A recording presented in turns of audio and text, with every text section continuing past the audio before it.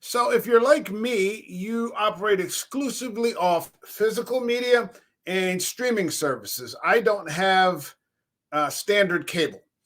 Everything I own is either here or streaming through my television set off any number of streaming services. I just picked up Apple TV. They're running a 3-month trial, so that gives me an opportunity to watch Monarch, the MonsterVerse Godzilla series. I'm going to be able to catch Napoleon, Killers of the Flower Moon, Scorsese's new film. And it's even whatever else is on there. But it's even my understanding that later Ridley Scott is going to release, I think, exclusively to Apple, a 4-hour Napoleon, which I'm very much looking forward to. But the streaming services, in many ways, aren't as big as they once were. So let's get into that. And I think this, more than anything, reinforces the need for physical media, owning your own media, because these streaming services are very fickle. Let's get right into it. This is from IndieWire, and this is from today. Yeah, at 3:45. And it says, you thought Max removed a ton of content? Get a load of these Paramount Plus cuts. So at any given moment, the streaming services could just, get rid of enormous numbers of movies. And if you don't own them, or if they decide that they're just not going to show them anymore, then you're kind of stuck. So for me, it's best to own them yourself. After losing nearly 1,500 titles in a year, the mountain of entertainment is looking more like a hill. And this is from Tony Maglio, 3:45 this afternoon, like I said. Though we know David Zaslav won't get one, perhaps a slight apology is due to Warner Brothers Discovery chief executive Zaslav, his CFO Gunnar Wiedenfels, and the company's streaming boss J.B. Perrett caught endless grief for unceremoniously cutting a bunch of titles from HBO Max, now known as Max. We're not saying they didn't deserve the backlash, especially for Batgirl and Coyote versus Acme, but perhaps some of the vitriol should have been reserved for Paramount and Bob Bakish. According to a recent Real Good audit of the catalogs for 8 leading U.S. streaming services, Amazon Prime, Netflix, Peacock, Hulu, Max, Disney Plus, Paramount, and Apple TV, Paramount had 830 movie titles available on October 15, 2023. However, on October 17, 2022, Paramount Plus had 2,302 movie titles available. Holy shit, that's like 1,500 titles. The Paramount Film Library lost 1,472 titles over 363 days, a 64% drop, and about 4 per day. Simultaneously, the Paramount Plus TV catalog increased 3%. Okay, well, I usually don't watch too many rebroadcast of television series, but every once in a while. A spokesperson for Paramount did not immediately respond to IndieWire's request for comment on the film cuts. By comparison, the much maligned Max lost 390 titles in its movie catalog, or 15%, from 2,558 films in October 2022 to 2,168 this year. Thanks to the influx of Discovery Plus series, Max nearly doubled its TV show catalog in a year. But, that's more science-ended. I have no problems with it. Don't misunderstand me. I enjoyed being able to watch Shark Week this year because I have Max. So that was great. Not everyone has been on a reduction campaign. As a matter of fact, the other streamers grew their respective film catalogs from October 2022 to this year. With the benefit of adding MGM films, Amazon Prime Video's catalog rose 17%. That wasn't the biggest jump from the bunch. Peacock Movie Library soared 47% from last year to this year, and Hulu doubled. Disney Plus added 154 films on a net basis. Netflix's catalog grew by 56 movies, and even Apple TV tacked on another 11.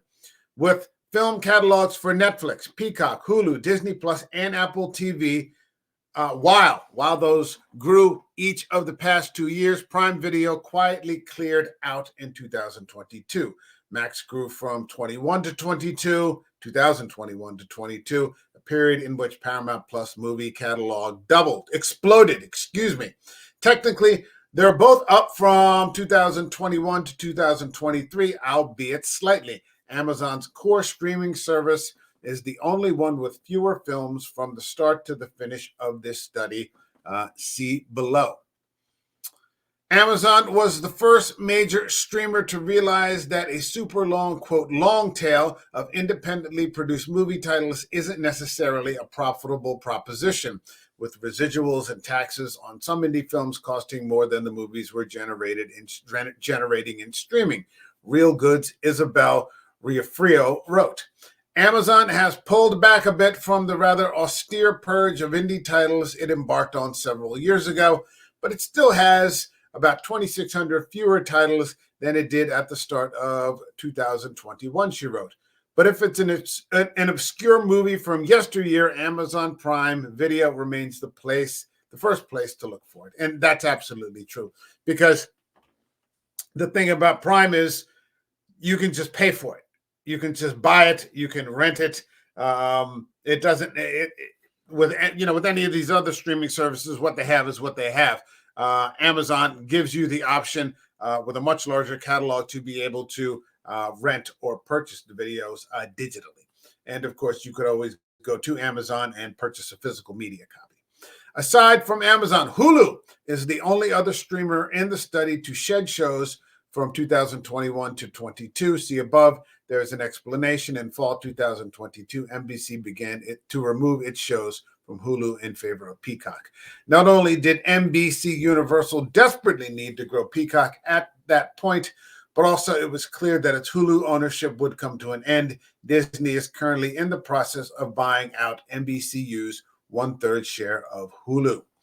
So that's the article there. Now, how do I feel about this? Well, here's the thing.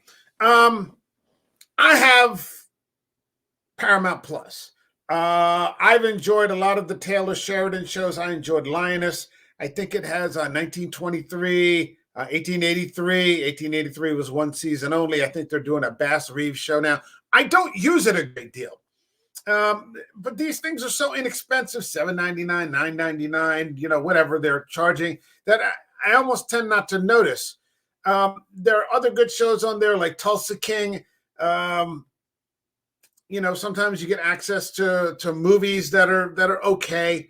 But I honestly don't use it very much. I have Peacock. I don't use that very much at all. I haven't even followed up on season 5 of Yellowstone. I think the first part of that dropped. But I basically only use that when there is a WWE pay-per-view, because that's kind of convenient, and it's nice to see Rhea Ripley. Hulu I use with some frequency. Netflix I use regularly. Max I use regularly. I'm sure there's Disney Plus. I will use Disney Plus because I've used that with the Disney bundle, because that comes with Hulu and ESPN, which I use for UFC on Saturdays. So, I'm getting use out of most of them for one purpose or another, and they're inexpensive enough individually. However, when you do add them all together, they get kind of expensive. So I probably wouldn't notice if I dropped Paramount Plus, because I don't use it often enough for it to matter. Anyway, that's my video. What do you think about this? Are these channels worth it? Are you an exclusive streaming channel only viewer, or do you just have standard cable? Let me know what you think. Leave a comment. One-word comment is fine. It helps drive some traffic. Like this video. Subscribe to the channel. I hope these streaming services do get better. I'm very much looking forward to, say, for example, with Netflix, Zack Snyder's Rebel Moon dropping on December 22nd. I'm looking forward to, I still haven't caught it yet, David Fincher's The Killer. Netflix has really been killing it lately. I really enjoyed Mike Flanagan's The Fall of the House of Usher, which we covered here on the channel. There's lots of good stuff right now on Max. I'm watching season 2 of 30 Coins. Their DC animated universe is always enjoyable. Things like House of the Dragon, so on and so forth. Those are kind of my prime channels. Amazon Prime I use also. I just saw Guy Ritchie's The Covenant, which was a really, really good war film and a true story that takes place in Afghanistan. But some of these other, other things, I mean, I keep them around for a couple of bucks, but, maybe I'll drop them. Let me know what you think, and I will see you in the next video. All right, have a good one.